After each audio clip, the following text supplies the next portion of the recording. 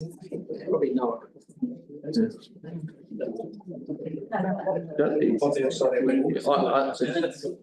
Just you're trying to preempt it now. Means I'm going to have to change it up. Yeah. All right. Tēnā koutou katoa. Hi everyone. Welcome to the information session. Great that we have three community members to talk about issues around Ford Park, and I'll invite you to the table shortly. But if you'd like to join me in opening karakia. Whakataka te aho ki te turu, whakataka te aho ki te tonga, kia mā kina ki uta, kia mā taratara ki tai, e hi a kia te atakura, ki tio, ki huka, ki hōhunga, te hei mauri. Right, thank you very much. This is not a formal meeting of the community board, but it is we still try and obey the standard, etc. Just try and make sure that it runs the best as we can. We're joined by Jackie, who's not well today on Zoom. All right. So before we start, I just want to understand that some of these issues are deeply affected people, and we just need to. I like to try and be as constructive and as we can, and try and talk about these things. So, just remember that there will always be a speaking order, and try and listen to each other. So, I'd like to invite Russell and Kim and Dean, if you'd like to join us at the end of the table. You're welcome to move the names out of the way. On the sides, concept. Yeah. Just to the side. Just to the side. Okay. Oh, yes, yeah. All right. There's another seat down here. Yeah. If Tim I haven't heard from Tim. Yeah, you're welcome to. Yeah, it's all right. If you start throwing things at me, I'm moving over. Okay. Yeah. So you're welcome to ask questions and raise your hands as other members are. But if for some reason it wasn't going well, then I might have to curtail that. But yeah, this community board, we're pretty good at listening to each other, and so yeah, really happy that you've all been able to come. So staff are going to come and give us a report. Usually what we'll do is we'll listen to the staff give their report and hold our questions, and rather than we'll give them an opportunity to speak, and then they might pause, and then we might take some questions. But if you put your hand up, I will note it down, and so we will come back to you. That all good? Any questions? No? Well, yeah, thank you. Really do appreciate you coming in and giving away some of your afternoon. All right, staff, if you'd like to join us at the end of the table.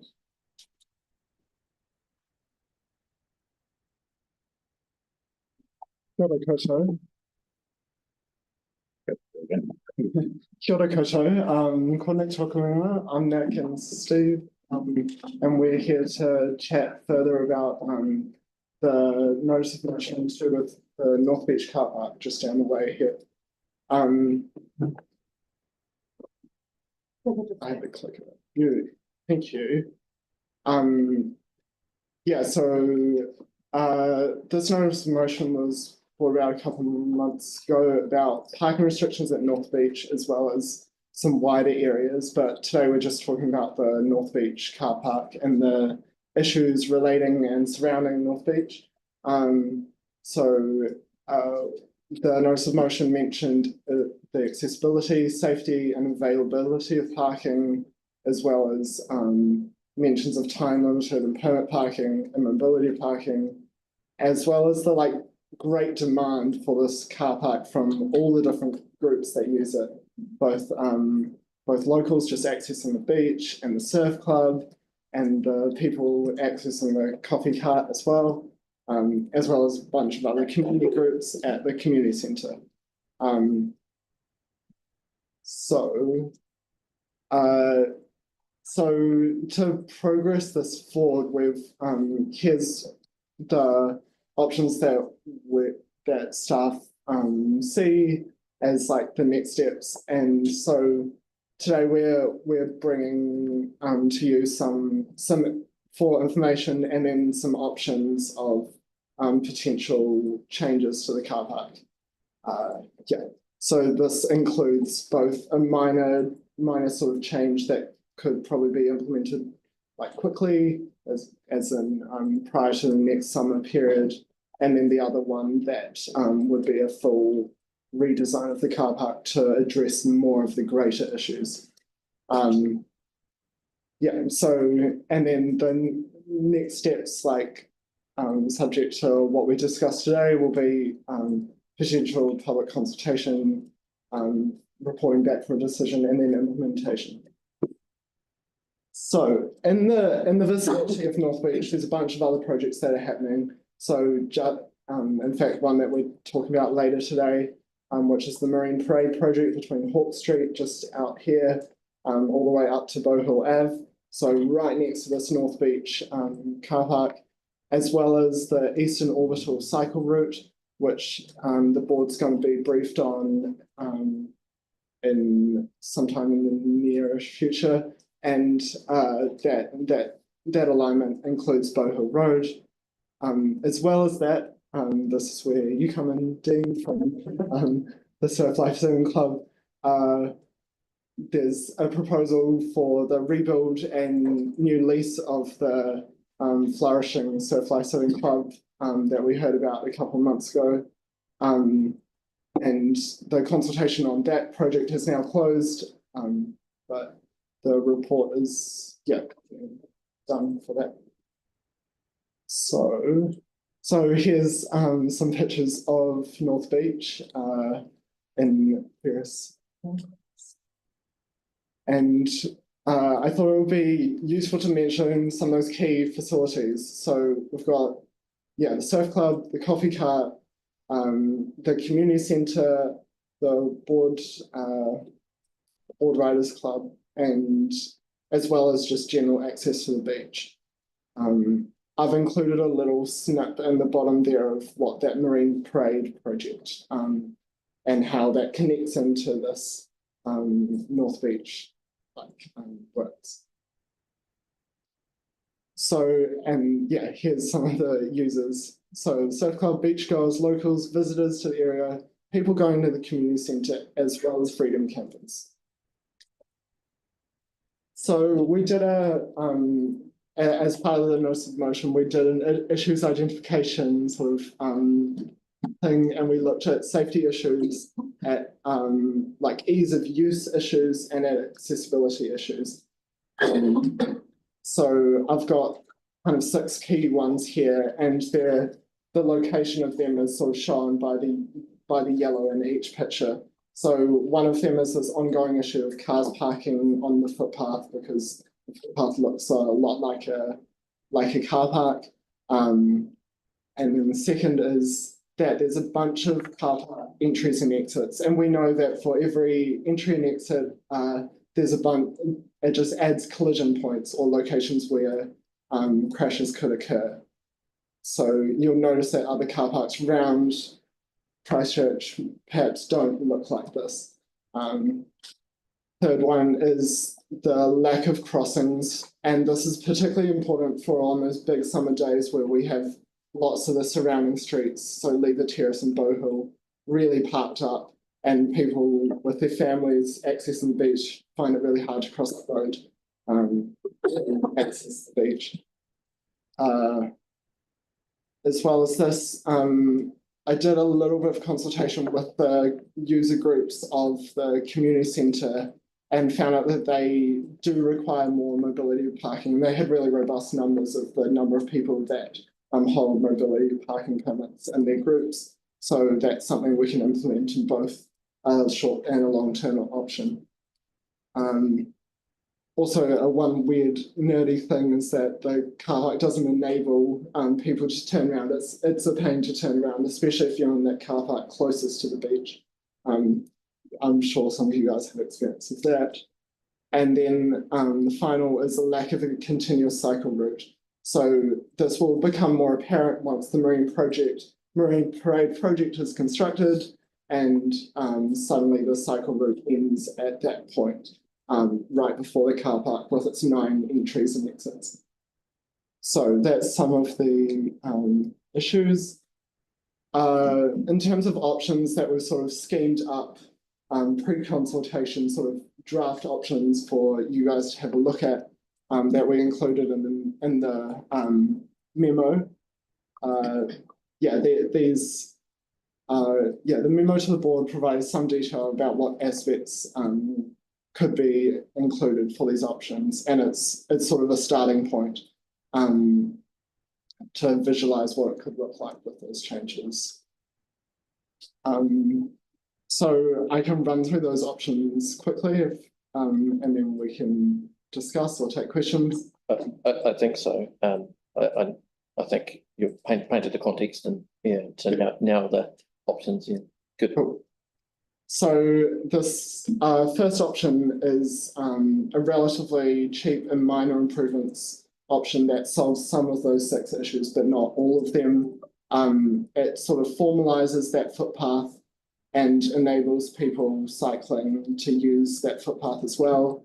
It includes some parking restrictions, which enables people to have short-term parking, so the people that access the community centre for perhaps not all day, and limits the it will have some effect on the available spots for freedom camping. As well as that, it just makes it clear not to park on the footpath, to park on next to the little curb, as shown by this little parking ticks. This option will just tie in with what's soon to what is likely to go to construction later this year for Marine Parade. The next 2 options are just 2A and 2B are slightly different. Just a small change at the northern end there about where we put the car park entrance. But this option is kind of similar to South Hagley Park. If you've seen next to the Hagley Oval, there's been a recent car park upgrade there where they've created sort of a one-way system, which means it's quite easy to find a park rather than as we currently do. We drive past here and we're looking at peering in. Is there a spot? Peering in again. Is there another spot? We've worked with stormwater designers on this to make sure that stormwater is taken account of, because we know that that's an existing issue on Lever Terrace as well. The building outlines on all of these plans for the proposed Safe Lifesaving Club upgrades are shown in those sort of black outlines. And finally, the option 2B is just a slightly different option to 2A in that the car park entrance has been shifted slightly further south to enable more room for the activities of the surf club themselves. So I'll just go to the final slide here about potential funding options. So that minor improvements plan, so option 1 is something that we can fund and implement within sort of prior to the summer period coming up. It's hard to think out summer when it's this cold, and then the major improvements would more so be would have to be something that is advocated for in the long-term plan, as it's quite a substantial investment. And one thing to note is that this area is slightly outside of the sort of funding area for the craft funding. So unfortunately we can't look at that. But I think that's probably it. To want to. Steve, did you have anything to add? I think the key from that is that option 1 is something that we could progress relatively quickly, and we could do it within our existing budgets. And does it preclude further work in the future? No. We're looking at relatively minor costs. If we were to do something like that now, and through the board that you advocate for funding through the LTP, and if you're successful, that could be 3 to 5 years in terms of getting something constructed. But in the meantime, you've still got a option there where for 40k we could have an improvement for that amount of time. Right, I think Alex had a question. No, I was just asking. Okay, all right, that's good. And I think Joe and then Celeste. Yeah. So with that option one, there's hardly any difference at all, so why not just leave it how it is for the time being? Because that's really what it is at the moment with some painted lines. Through the chair, it's the parking restrictions that make the real difference there, where we're putting in the P180 parking. If there are potential issues with freedom campers, anybody who stays for a long amount of time in those areas will get ticketed. So we're limiting the amount of space available for people to stay long term, whether they're people who want to stay at the beach all day or freedom campers. That amount of space is really limited. Knowing how the clubs work down there. Yep. They'll be staying for longer than 3 hours, some of them, especially those that are on patrol most of the day or Yeah. they've got competitions. So it could limit the use of the car park for those people. I think that's something that we'd want to work with the clubs on working out those numbers. Excellent. That option one thank you, the option one that's on the table there, it doesn't necessarily have to look like that. It's the principle of minor works and parking changes. We may be able to shift some of those around and change some of those numbers slightly. That's relatively easy to do. So this is a hypothetical changes based on principles, not this is the only way we can do it. Yes, right. So that's helpful. Celeste. Just a process question in terms of this proposal, would this, if it was the board was like, would like to look at this option, does it then go to out for consultation or does it? Yeah, so there could be an opportunity as part of this process to give feedback on the actual, some of the specifics around it in terms of Joe's comment around the timing of some of the car parks, maybe extending it for some of it. And also maybe the middle bit there, we've got, what's it like, 16 car parks that don't have a restricted time limit. You could maybe look at what the right number would be. That could be an option. Yes, correct, yeah. Okay, it's good to know. And just final one is, when I look at this in the terms of the CRAF, because CRAF extends, in theory, we can spend CRAF on Bowen Road. When I look at the car park, half of the car park is Slightly further. But That's the other side. I believe that it's been like, definitely know that. Yeah, some of it- okay. but There's that's no grey area there. No. I did notice that the words were in black and white. Yeah, we're out of luck on that one. Yanni. So, I mean, I don't think government will mind, so I'm just trying to understand, like, normally with our funding agreements, we'll have clauses around escalation, discussion, mediation if we need to. I've looked at the CRAF investment case, and to me, the areas are kind of more general than specific in terms of what we have to do. So I'm just wondering, is there really no way we can go back to NZTA government and just say, you know, this is a really obvious thing to do? Like, I'm just. So this is a little frustrating, to be honest, councillor. We were told that the money isn't available. As much as we would like that to be different, it's not. I don't want to litigate that. Okay, well, can I rephrase the question? If the money was available, do we have enough money in the CRAF budget to do this? We'd have to come back to you on that. I don't know, sorry. And Councillor, just, sorry, I've got an answer to that. The answer to the remaining budget of CRAF is in the open agenda report for the CRAF decision report that's before the board this afternoon. Yeah. So by the sounds of things, I don't think there will be. From my reading of the report, there was $100,000 there. do you know what the cost of option 2 added to? Yeah, it's around 700. 700,000. Yeah, so Okay, I think, let's accept the boundaries and try and solve the problem with the resources that we know that we have. can I just ask a separate question, which is around the number of car parks between the different options? So, okay, great. So the current proposal, which is the one that has been consulted on through the North Beach Surf Lifesaving Club rebuild and new lease, slightly reduces the total number, but all the options kind of keep it the same, other than the more expensive ones, which slightly increase it.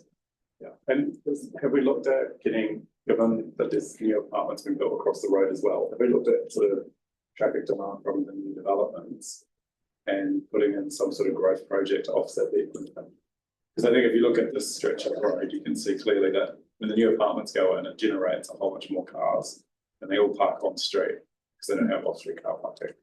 So could we get a growth project in the plan, given that we need, this is the consequence of growth.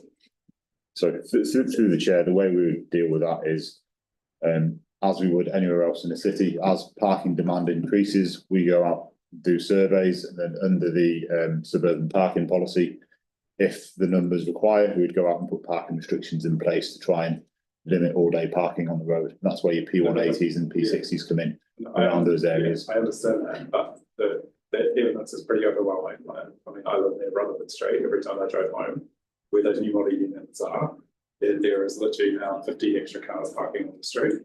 So we have to manage that. So if there's a development going across the road here that's not going to have sufficient car parking, they're going to park in the public space, right? So the idea of getting some sort of growth project funded through development contributions that the developers are paying, given they're the ones that will benefit. I'm just interested in exploring that as an avenue for funding.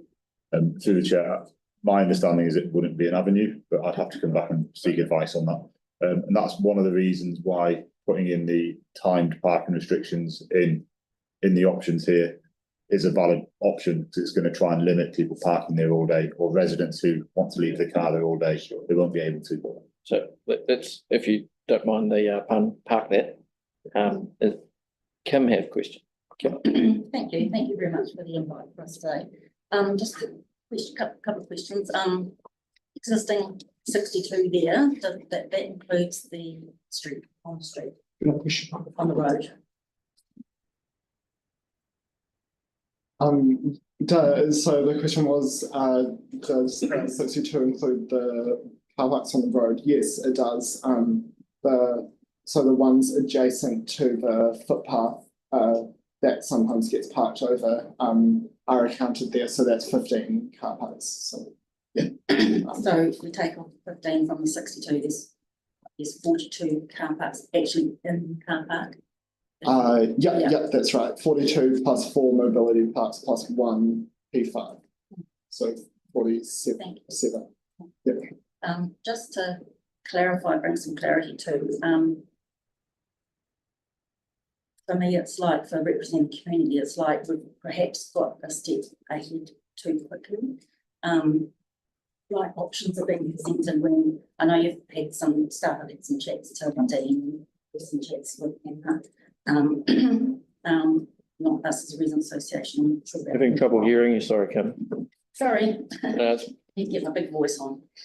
Yeah, so it's just a bit of a, for me, I see it representing the community as a bit of a pause. Like we've got the developments going to be going on with the surf club. So stage 1, that temporarily is going to change just right in front of where, but could we please bring up a map of just the surf club things? Is that okay? So that's going to be a temporary sort of measure where the car parks won't be there while it's being built. The coffee shed needs to be relocated, which I don't know whether that's been landed or not, but I know that you're in discussions about that, which is great. So we've got that to come. So we're talking about a massive project down the 700 or something in that vicinity of that. So would it not be to step back a little bit to pause and watch what's happening with the stage 1 of the surf club, leave the car park as it is for now, relocate the coffee shed, perhaps there might need to be some adjustments happen around what your needs might be for that. And also to help with this restriction thing, rather than restricting our residents during the day, would it not be better to, when I suggest restriction overnight? So therefore, that deals with the proposed development that's going in across the road, and also the Freedom campus from staying overnight, and that frees up the car park to be what it needs to be during the day. Because we have a lot of events, surf club do, as you know, the community does. We have schools come down with their big buses. At the moment, until the Freedom campus got out of hand, and that path that you see there with the green things got installed by council overnight, it was always just a shared space of cars or walking or pedestrians. until those two issues sort of came to the fore, the car park worked really well for 50 years. So for us, the meandering of pedestrians and bikes, when they come to that part of the hall, you won't perhaps be aware if you're not familiar with the place, but just past the cars, there is a bollard walkway, which begins to do. Plus there's that great big meandering path by the beach. Excuse me. So there are two other footpaths there already, plus the one across the road on this west side. So at the moment, cyclists sort of meander around, or the cyclists that are a bit more serious, they just go through on the road, which seems to work. And the courtesy works really well.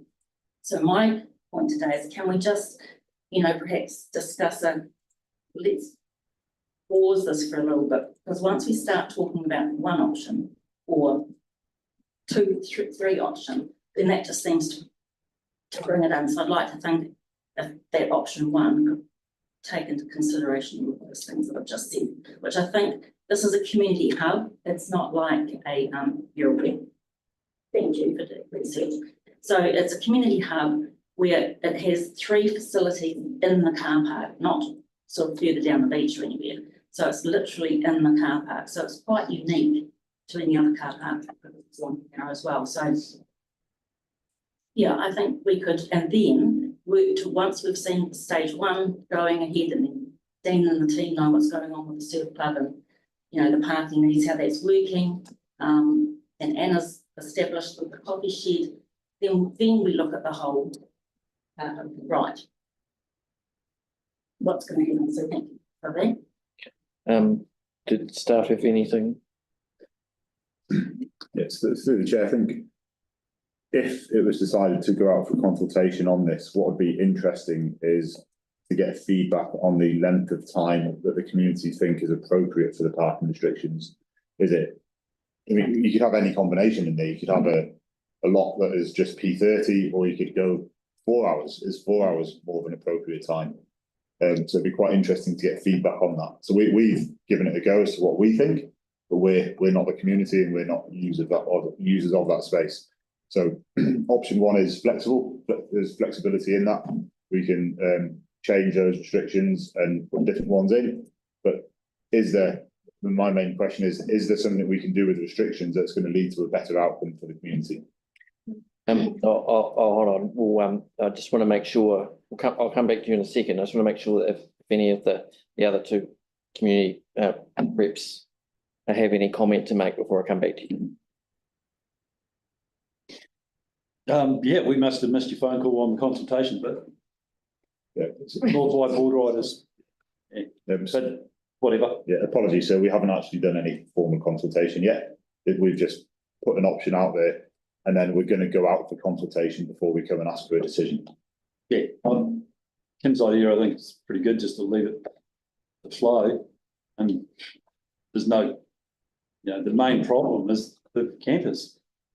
And to be honest, I am a freedom camper all around the country, but most of the places around the country already have, like for that car park there, my view is, hey, you just allocate half a dozen overnight camping spots that are painted.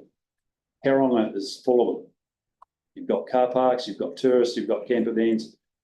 All they do is paint 6 car parks on a car park that size, and that's the only place that the freedom campers can park. Is anyone else allowed to park in them? Yeah, but for it's an overnight convenience. That's all. And to me, the whole Marine Parade stretch is digging for it.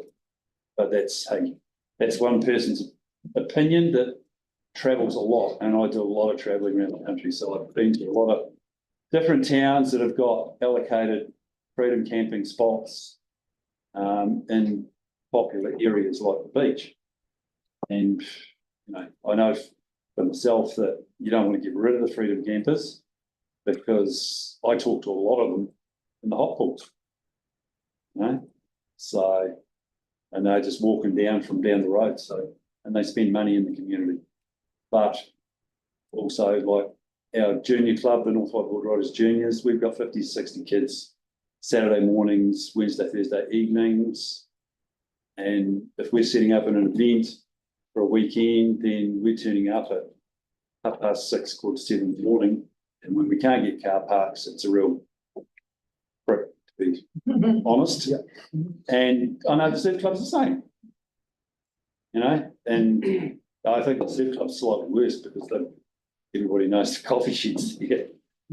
But I don't know that many of them buy coffee from the coffee shed, but so. All right, thank you. I've got thoughts on it, but my own personal thoughts. I still think probably, as you said, there needs to probably be improvements to the car park. At the moment, it is hard to get in and out, driving in and out, and there's a lot of safety issues probably could be. If how many entrances they have, that's pretty much what I've got. Right. Cheers. So I've got go back to Kim and then Celeste and then Greg and then Kelly. Thank you. Just on the time restrictions during the day, and that's why I suggested the night, is because it's very difficult, and we really appreciate how council and the resources just aren't there to be able to monitoring. I mean, there's not a real lot of monitoring done now with the Freedom Campers, so I can imagine that this time restriction for the P80, no matter how much you put on during the day, just won't be monitored.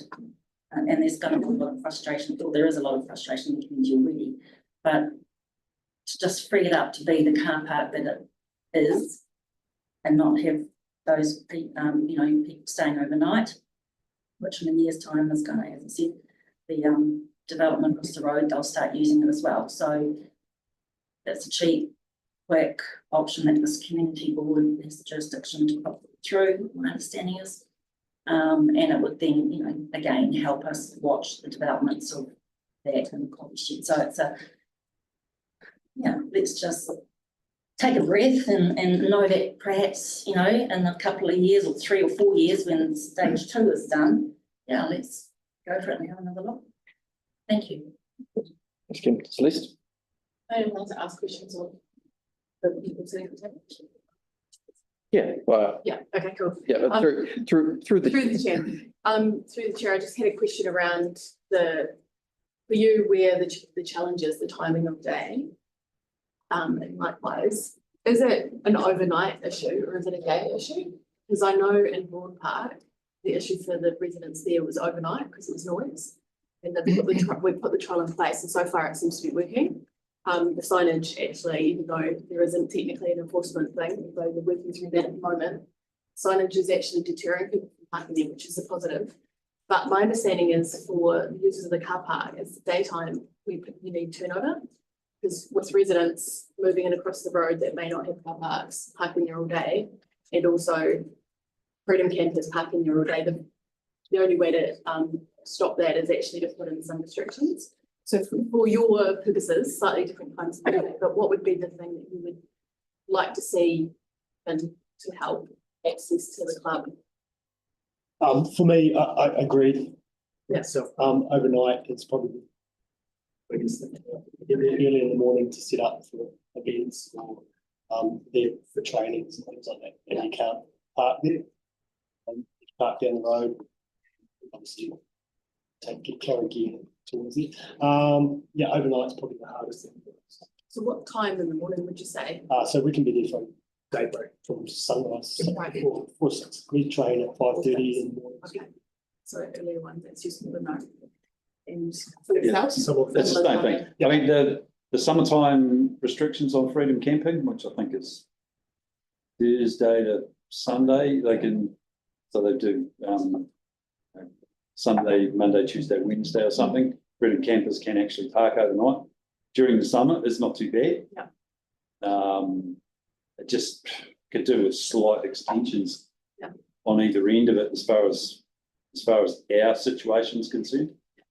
And this is just a question for staff based on that feedback. If say option 1 was put out for consultation, because the notification is about getting advice on what we can look at. This is the next step, which is why there hasn't been much engagement. That would be the part where we get the proper and key stakeholders like yourselves to look if there was a viable option, otherwise we can't do anything. So could we look at also a combination of things, whether the overnight parking is a preference over the day, or maybe a bit of both? Because if we had a full overnight ban, let's put it that way, and some restrictions during the day, it might actually help, because the Memorial Hall also has users that I guess see the challenge as well. They'll need it in a different time of day, so like get the right combination of things that might help.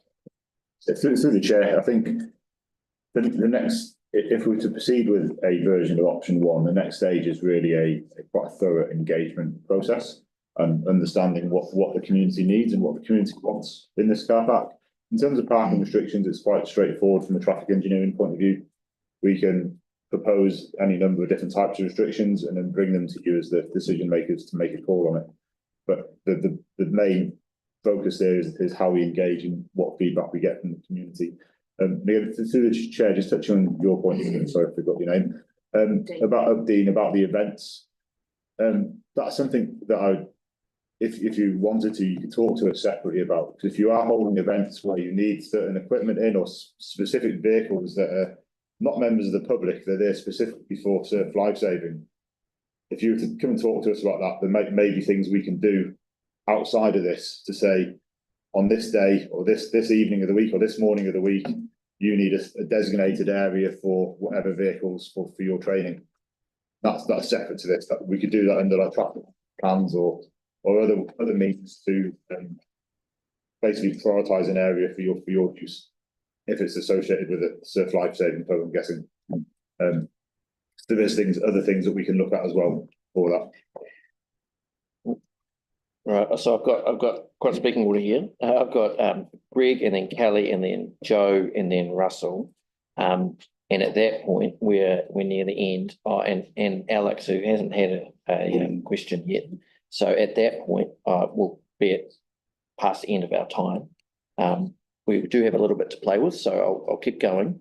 But just bear that in mind, Greg. Well, with options 2A and B, there's no listing there of time restrictions. You're looking at those there as well, otherwise you're really not helping the situation. Yeah, definitely, yeah, time restrictions. All right, great. Kelly. Yeah, thanks very much. Thanks very much. And given that this is quite a unique club who interplays with the beach in terms of all the other South Brighton, the main New Brighton car park in Waimari are all just surf club and not a community hall as well.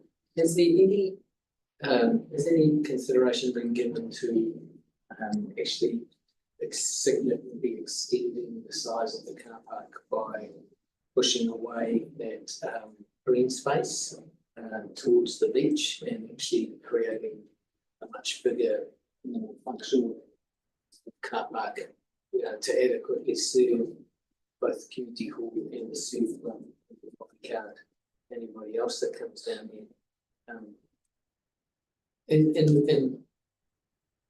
That would be part of your notice of motion, but is that something that could potentially be investigated?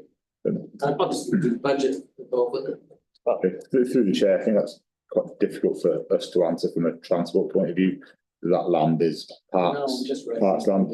I mean, anything's possible. You know, in being real business, anything's possible. It's just how you get there.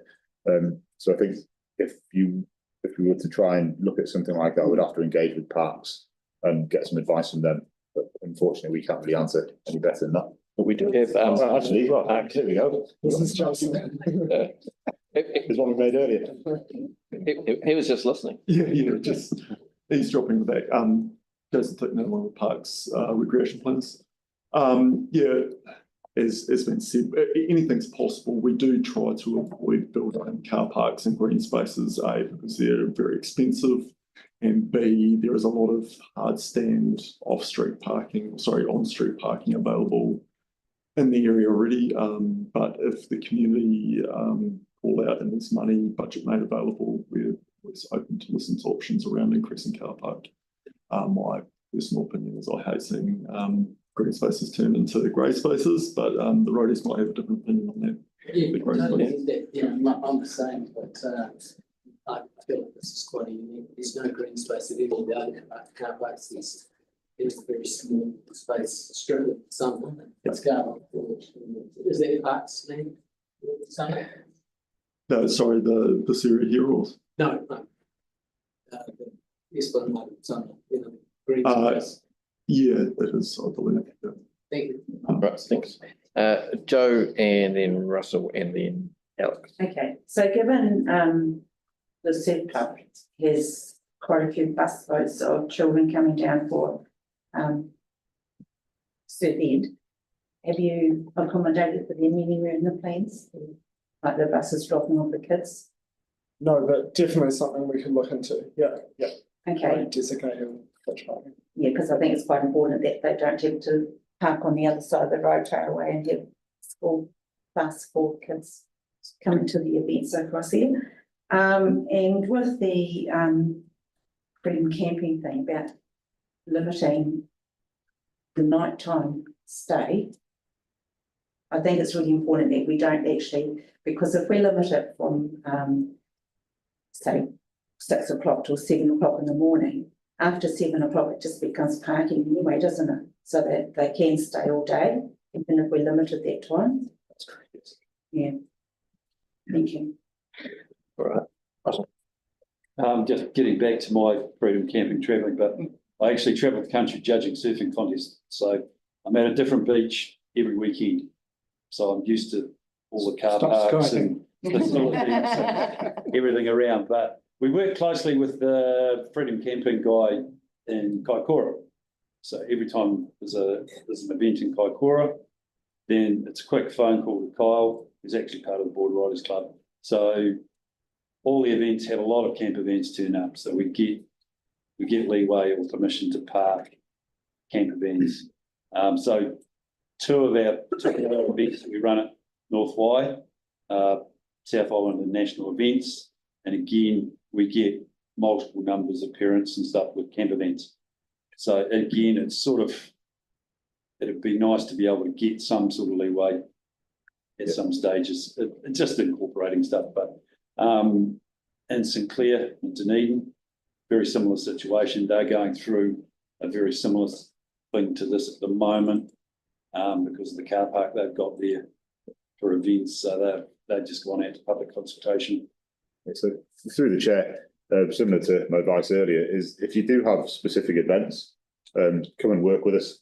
We do have an events team who look after events across the city and try and coordinate these type of things.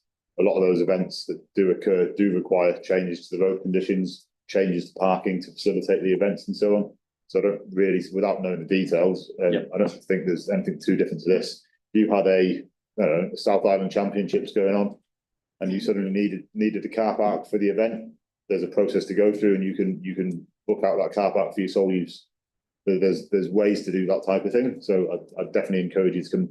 I don't know the details on that, but again, come and speak to the events team, and I'm sure they can give you some advice on how you do that. And also bear in mind that if that's a challenge, the board has some small funds that have pretty quick processes that you'd be welcome to apply for. Yeah. So Alex, and then My question's been answered. Question's been answered. All right. Well, thank you very much, everybody. Really constructive and helpful. And what's the next step? I think the next step is if we work with our engagement team. I've got some of our engagement team here, and just work out how we can connect with the users of that car park and get some really good feedback before we bring you a decision report on whether you want to proceed with a version of option one. Yep.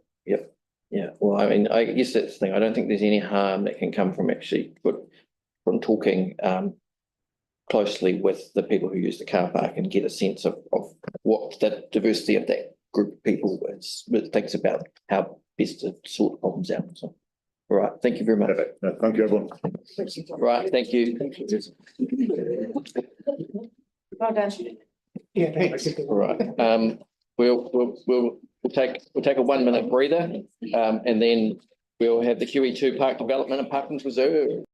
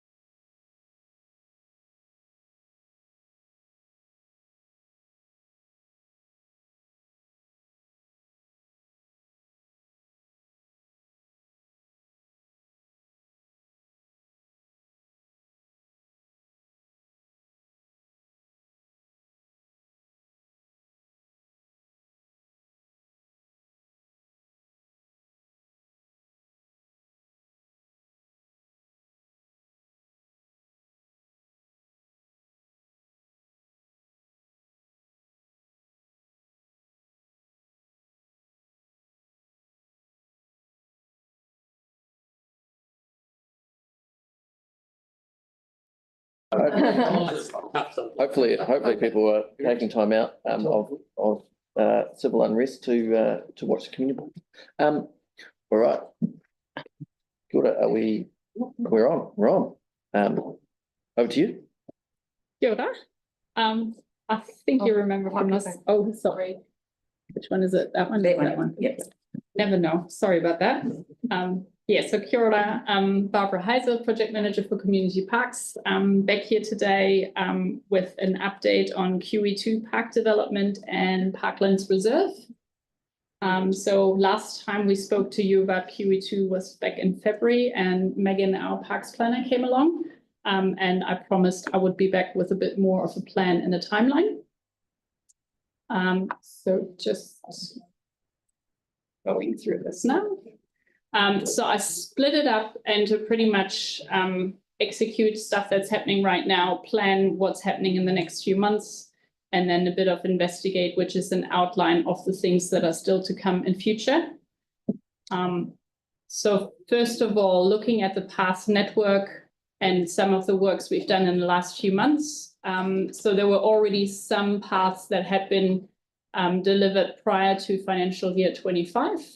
But we've also done since December to March, we've done the ones marked in yellow, which is the path along the School of Gymnastics, and an additional one running along the entrance road, Ascot Ave into the reserve.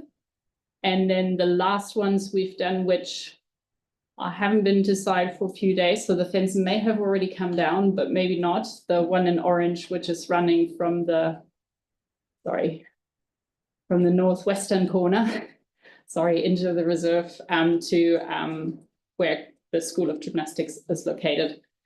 Then we have the one marked in blue, which is the path that I'm going to talk a little bit more about when we talk about the play space.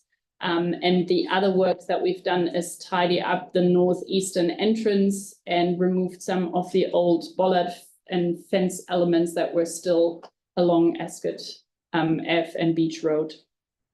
So I brought along a few photos just in case it was there. So the one top right is actually the one that's may or may not still have the fencing up. When I was there, as you can tell probably by the light, it was later in the afternoon, and there was surprisingly a lot of people using the path already. They were just driving along the side of the fence, but they seemed all really excited. So I'm glad that that's going to take off soon. And the entranceway looks a lot more tidier. What we've also done is there was a small desire line. Does this point? Which is just on here, and I can probably point it out that way. No, that's a bit far away. So just to the right-hand side, you can just see there is a bit of an asphalt path. So that was a desire line that we had previously. So we've decided to make that into asphalt as well to give people better access with bikes to get onto the path network. So from there, once that is all completed, we're pretty much into planning the play space, the basketball court and the toilet. So just coming back to the play space, Megan and I showed you this one in February. We have a very strong desire line currently running through the sports fields. And that is mostly school children from what we can tell. And they're pretty much taking a shortcut. Can't see it on here, but where you can see the existing asphalt path at the top corner that runs around to the right-hand side. And then it pretty much comes along the sports fields. And that's where they then start shortcutting right through to get to the QE2 pools and then pass that to the school. So what we've identified is if we actually start a path from that top corner and bring a path down, it will actually end up on the, I'll go back to this slide, to where the yellow line is next to the School of Gymnastics. So we're trying to connect those two and give them a better option rather than going through the sports fields. That will probably need a little bit more planting as well to stop them kind of running through that left sport field again from that top corner. And we haven't figured out exactly where that path is going to be, but it will definitely mean that the concept design will have to change slightly from what was in the Master Plan 2019. So I think I mentioned that before. And what we've done, we have a procurement running at the moment for a design and build contract for the play space, which means we're actually getting one contractor that will deliver both the detailed design and the construction. As part of the tender, we actually expect an updated concept plan as part of the submissions. And the scope that we've given them is for them to maintain all the key elements that were in the Master Plan 2019 and just rearrange it to allow for an additional path. We've made it clear that the path location hasn't been finalized as such, and we're hoping for them to give us some good ideas of what could work. because we also want to maintain that track that's around the play space and all the elements. So it's about shuffling around some of the elements and figuring out what works best for us. And with that concept design, that's why I've got Tessa here with me. We've been talking about best ways to consult on this. So given there's been extensive consultation before, we were talking about most likely taking that concept, sharing it with you, and then sharing it with submitters to get some feedback on whether that is still in line with what we've got in the master plan, and if there are any changes required that we can update the concept. And then we will come back to you with a decision report to approve the concept. The report will, sorry, Tessa, you want to No, say no, something? you finish and I'll go in, sorry. So the decision report will very likely include the components for the basketball court and toilet as well. So the basketball court was already in the master plan 2019. It's just with that new path coming through and the play space being slightly relocated, it may actually mean that we'll have to shift the basketball court slightly as well, but it will generally stay in the vicinity of where we have it at the moment. With the toilet in the master plan, there were conversations about using the toilets of the community center. But because it's not been refurbished the way it's visible on the plan, it's not really suitable to be used for the play space from a crime prevention point of view and easy access from the play space. We've decided that it would make more sense to have a new toilet. The indicative location is shown here in yellow.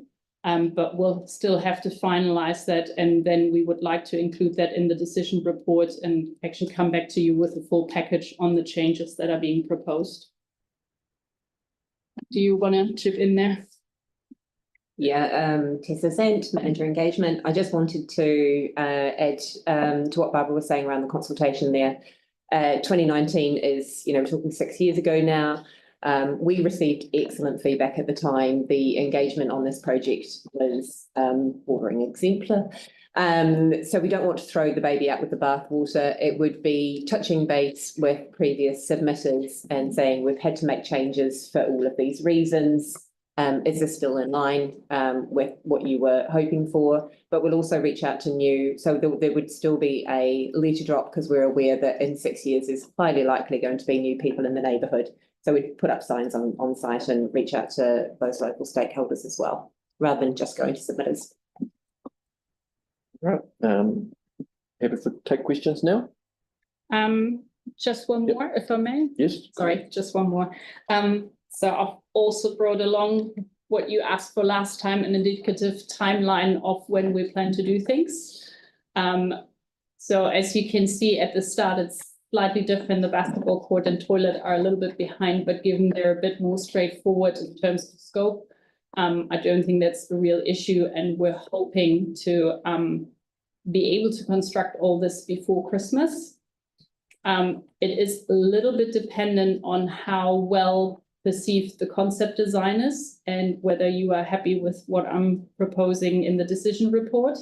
If there are changes, it would just mean that it would get pushed out, and then due to the summer holidays, we'd be looking at February. But at this point, fingers crossed, I'm still hoping for 2025. So that's it on, on the things we've planned. There is investigative work, so I'll just quickly touch on that. There is still the nature trail through the wetlands, which we haven't actually looked at yet. That will be something that we tackle once the playground, basketball and toilet are in place. And there is also still the conversations about the multi-sports fields, the pavilion, the car park, and what happens with the wetlands. And I've just received an update this morning that we expected a response by end of May in terms of the lease application, and that's just been pushed out to August. So I would prefer to give you an update on that at a later stage. That's it on QE2. I also have Parklands Reserve, but I guess we'll pause. Let's do one at a time. So Alex and then Joe and then Jan. Yeah, I guess my question is, and thank you for your work on this so far. I mean, and I also understand this is something that you've come into, it's been quite a while. But I guess my question is, you know, this has been in the works for quite a while. What work's actually been done since February on the play space? Because we were briefed on the design line, potentially changing the concept, and now we're, I guess, being briefed on the concept being changed to the design line. So I guess from my perspective and from the community's perspective, it doesn't look as if too much has been done in relation to that play space. So could you provide a bit more clarity on what's happened since then, and when you answer that, when I guess the request for tenders went out as well? Sure. That is exactly what happened. Sadly, there was Easter in between, which probably held up a few things as well, and my workload, to be honest. But what we've pretty much done in the background is working on getting that procurement underway. We did look at different options on how to progress this and progress it fast. And that's where I've discussed it with our procurement team, and the design and build was the best way forward. But it just meant there was a lot of detail to be considered for the procurement. So we had to give a clear brief for the detailed design as well as the construction phase at this point. And that just took a little bit longer, and to get all the approvals. The tender started a week and a half ago and finishes on it's the Thursday 19th, I think, this month. Yeah, so. And then my other question was, what is there anything the board can do to help speed this up, or is it purely just operational staffing? And are we within existing budgets? What I would like to do is, once the procurement process is completed, to actually come back as soon as possible with the concept plan, share this possibly via a memo, when we also wait for feedback from the public. And if there is anything that you don't agree with or you have questions about, if you could just let me know as soon as possible and not wait for the decision report to arrive, that would be really helpful. And in that sense, a memo is really helpful, because it lays it all out in black and white, and we can respond. And it could get more difficult if there is a diversity of view, but I think in this instance we should be all right. And then just because these plans come out in 2019, you've mentioned, I think I saw it in the report, that all of the key items that were in the initial concept will be in this one. So there's already funding within your team to do that without us seeking. Yes. Yeah. All right, good. Yeah, Joe. Yeah, just carrying on from that. Does the toilet fall within that funding, or is it additional from somewhere else? There has been funding allocated for the toilet as well. Yes. So that was part of the initial. I'd have to get back to you on the exact details, but I'm 90% sure that it's coming through the Community Parks new asset development fund, but I will double check and get back to you. Okay, and with the design line, I kind of like how you shifted that over, but the one that you did present to us last time going through the fields, is that used by school kids or residents? Do you know? Both. Right. Both. I've seen the majority that I've personally seen come through were school kids, but there were a lot of dog walkers and just bikes cutting through as well. And walking through too. Yes. Yeah. Yeah. And the poplar tree line, are you removing that? There was, I believe, initially the trees were supposed to be all removed. I haven't had a detailed conversation with our arborist yet, but we can probably maintain a few. But we will need to open it up a bit, because right now it's really hard. Like from the sports field, you can't actually see the play space. So we'll definitely well, keep that's that. what I was hoping that you'd be taking them down, because they are getting old and rotten in the middle. Yeah. And there have been quite a few that have actually fallen over in the last few years. So I'm just wondering if that was allowed. Yep. As far as I'm aware, yes. Right. You, yeah. Thanks. So I was just wondering, is there any skate facilities in here? Not planned for at this stage, no. Have you looked at the youth audit that was done as part of this project to look at the things that the young people wanted, and how has that been incorporated into the? That was all done through the initial process in 2019. So it was incorporated with the consultation feedback when the master plan was adopted. I'm sure you could have a read of the master plan. Well, no, I was on the hearing panel, so I just remember that the young people came to us and there's things they wanted done as part of the process as we move forward. And so I want to make sure that that stuff has happened or there's a process to pick it up. There is still a project in planning for a youth space within Parklands, and I don't think the scope has been fully defined yet. So I'm assuming that might cater for that. But I can double check with our planner. I would think we're talking about QE2. Yeah, no, this is for QE2. Yeah. So, okay. Because the draft master plan was adopted, we have to work within the master plan. Right, so what happens is we adopt the master plan and we're told individual projects we consult on individually. And then, so. But they still have to have been indicated within the master plan. Yeah, but like Lancaster Park, there's plenty of plans that we've agreed to. Hold on. And then new things have been done, right? Different to what's in the master plan. We have a master plan. And what staff are saying is that what is being done is within that master plan.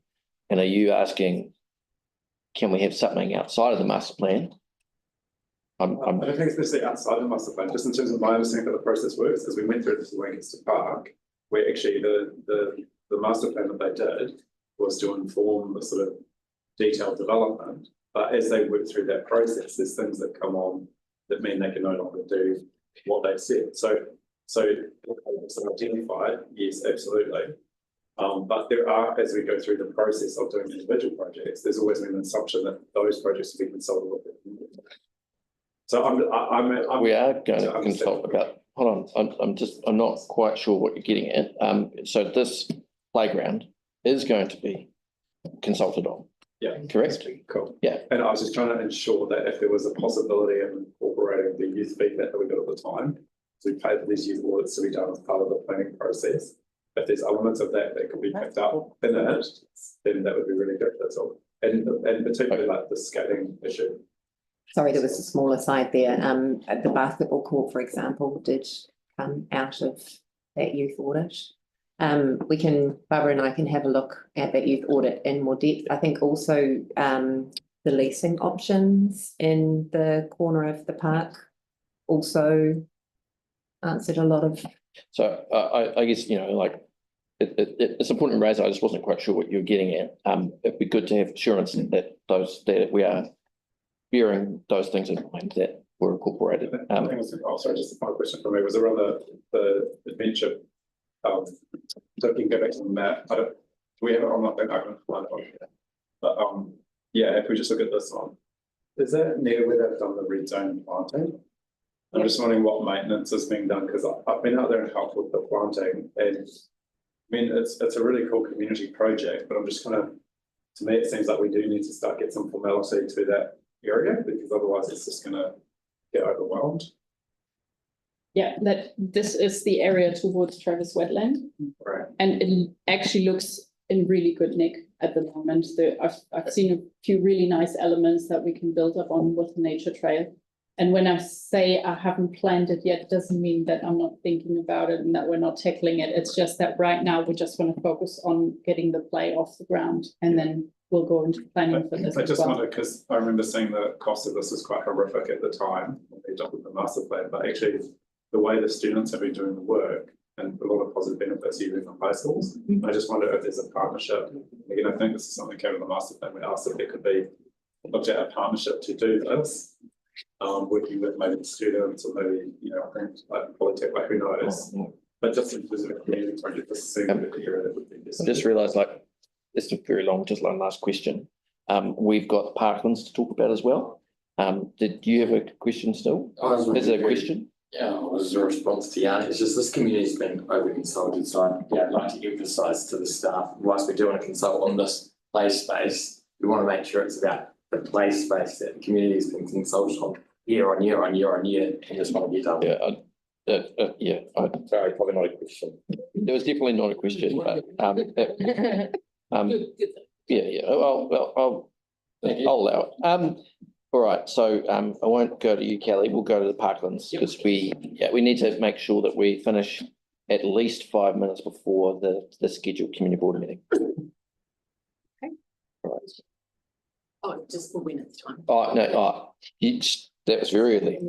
Right. We haven't even. Right. This is a question. Got a question for next week. Okay. So at Parklands Reserve, we've got a beautiful helicopter plane module. That's very worn and at the end of its useful life. So in essence, we had a lot of repairs done on it. The last ticket came through February 2025 and we had to remove the slide. Our parks rangers have tried to source a new slide, but it simply isn't made in that size anymore. At the same time, those steps that you can see in that image on the right, they're dropped off and they can't be bolted on anymore. It's just not possible to repair it anymore. I know it's a very well-loved item, but we have to think about what to do with it. So I went along with Sam Savage to a meeting at Parklands Queen's Park Hui, just to get a bit of a feel for the views of the community. And there was clearly a strong theme for it being known as the helicopter playground or the tractor playground. So there's also the big tractor. I'm assuming you know that, but so it was all about how can we possibly maintain this, because the kids even just love sitting in the helicopter even without the slide. So I think it's a bit of a challenge to actually find a replacement and still kind of stay true to this. Yeah. So what I'm working with is we actually need to fit it in the space that we already have. So if we were to change the footprint and put in new edging and new softball, it's going to be even more expensive. So ultimately we're trying to, because it's just the one play item, to renew it within the existing footprint. It would be funded from the play item renewal program. I've looked at options and they're ranging in price from 8.5 roughly to 29K, and that is excluding freight and installation. So it's going to be, this day and age, you can probably say double of what's there. How much is a real helicopter? I have a million. While I appreciate that, I'm not sure that works with our lovely play safety standards. So maybe let's look at the options that I brought along and see whether there might be something. So I'm really just after some feedback at this point. This is an unhelpful aside, but I'll allow it. There is a guy in Woolston. There's a guy in Woolston, the engineer, he's retired now, who he just works out of a little warehouse. He literally made a suitcase helicopter. Yeah, he's a genius. Huh? They call it drones now. Yeah, no, but this is a helicopter you could strap to yourself and fly. Oh, like a jetpack. Except it's a helicopter, no jets. His name was Richard, yes. His name's Bill. Name's Bill. Anyway. I understand there is now a benefit risk assessment we can do if things are not quite compliant, but not sure. Anyway, so I brought along some options. So just so you know, we're going from the most expensive to the least expensive. So if we wanted to keep with a helicopter theme, there wasn't really anything off the shelf. So this is something bespoke that one of our suppliers came up with, which kind of has the same elements. It's a bit tighter on the inside, so you can't really gather as much, but it does have the climbing up and the sliding down elements. We could also just stick to the flying theme and change to something like this. So it'll be the plane park and not the helicopter park, I guess. Yeah. We could also have something completely different, which still has the slide element and like the higher point of view. Or we could, if it's the hut that the kids are really interested in, we could go with something like this. Or we could really truly make it the tractor playground and just get another tractor. But that doesn't have the junior slide element, so it will be something very different. So those are just a few impressions, and I'm really just after your feedback to figure out what we should do with this one. So as Celeste has got a hand up first. Quite like the I mean, I think it makes sense to renew it. It's got a end of life. It's sad, but that one is probably my second favourite, and then the plane. Number one. I'm not a small child, so it's be good to get some feedback from kids. Probably will use it though. I just had a very quick question. It's off topic, but the two will allow, just The what, sorry? if you would allow something that's related. I might, it depends, go on. Okay, I'll ask the question. You can roll it out. The section outside there's a table there. So if you go back to the layout, just where that table is. Which one? Sorry, it's the picnic table. On the right. On the, that's where the trees are. So right next to the helicopter? Pretty much, yeah, right next to the Okay. helicopter. I'd sent this through as an email, but that tends to get quite muddy. Is there scope within the project to look at just putting some matting or something around there? Just putting it out there, because it's, you can't see the picture, but it's really shaded. So Yeah. it tends to be quiet. So I think kids go back and live there and it's not right. I can have a chat with our park rangers. As for is it in scope for this? No, Yeah. but we'll see what we can do. Thank you. All right, and then Alex and then Tim. I think I was probably on that slide as 11 or 10 years ago. But as much as you can say without, I guess, breaking commercial sensitivity or whatnot, Waitai do a really good helicopter playground, and they've still done recently. Do you ever reach out to like other suppliers about potentially a bespoke item that's not, just wondering in terms of generally? We do reach out to a variety of suppliers. So the items you've seen are not all from just one supplier, that they're actually based on me investigating, trying to find out. But what we do tend to do is, because it's in a public space, public park, we want to make sure that it's actually made to last. Yeah, gotcha. So the likes of Mito 10 are not necessarily, unless we want to be back here in 5 years, I guess. I like the plane. The plane. Yeah, I also like the plane. I like the plane. Okay. But, you know, this isn't for the playground in your backyard, Kelly. Can you make the front of the plane like spin? Yeah. All right, but Tim, yeah, do you have a? I have a serious question. Sure. And we have an udder that's right on our boundary down by the far end. They build houses and stuff for the apprenticeships and things for training. Has the council looked at asking them if we could pay them to build something like that plane, because it'd be half the cost, done by the community and for a great benefit?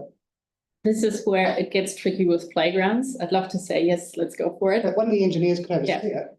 Yeah, so and that's the thing. So by the time we need to get the structural engineer involved and the compliance auditor and have someone else doing the work, it very often adds up to the same cost as getting something off the shelf. So that's why we rarely do it. If there is a really strong support for it, I'm happy to look into it. But for the fact that we're just renewing one play item in this playground, it's a lot of effort for something that we can. My personal view is we should, because it could set a precedent, not criticising yourself, but the system is broken if it costs that much to do something like that, to get the engineering stuff involved. It should be more simple, and I think this could be a way of saying, hey, this is how we did it. We can improve on these things and do it more often, if the other are interested. I hear what you're saying, but that's a New Zealand-wide issue that all councils are facing, and I'm not sure we're really ready to go there. Jackie might remind me of a place up north about 6 years ago that did their playground, and the community built it, and they did it for peanuts because they all got involved and an engineer was involved. Yeah, and I looked at that and I thought, this is just nuts, the bureaucracy behind how we do things. I mean, the tension is, and I in spirit agree, Tim, but the tension is that you if something goes wrong, then someone gets the blame, and that person is the ratepayer. And so, but sure that it's with more discussion offline. Yeah. Yeah. All right. I'll take one more from Joe, and then I think that will be the end of this. Did you? Oh. We can visit. Oh, there you go. Here I am. You're on. Did you take those images to the Parklands Queen's Park meeting you went to? I have not yet, because I believed it would be better to talk to you first before I do anything else. Okay. Do you think if you went to the community with a consultation with a couple of options, that would be okay or not? I could work with Just to Tessa. get their feedback Yeah, on I could what they work with like. Tessa to probably work out the best way to do this consultation, but I feel like if we were to do a audit or my let's talk, it's probably a little bit Too much. but if we can do some But just a tailored, simple, yeah, just go to Parklands and say, hey, what do you think of this option or this option? Yeah. And then just keep it simple. Because, you know, some might just want to keep it as a helicopter and some might be quite happy with the airplane, so. Yes, I can do that. Thank you. All right, thank you very much. Thank you very much for your time. Thank you. And members will start at 4:30 sharp.